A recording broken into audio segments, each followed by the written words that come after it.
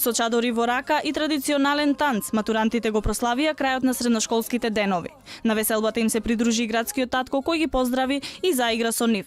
Матурата за младите значи крај на една фаза од животот и почеток на нова. Она што е карактеристично за повеќето од нив е што својот образовен пат сакаат да го продолжат во странство. Па во странство. Па не знам, сметам дека нема поволни услови за да останеме тука. Сметам дека сепак државата би требало да биде на повисоко ниво за да бидат тука новите. Мислам, младите да останат тука во државата. Странство. Зашто нема иднина тука? И поубаво е за млади веќе, тука во Македонија веќе стана држава за пензионери, нажалост.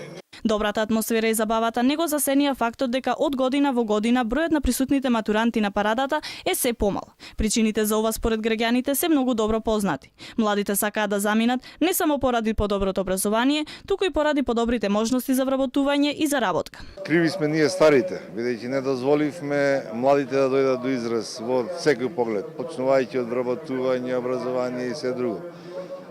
А друга причина е економската ситуација која не можеме да одбегнеме.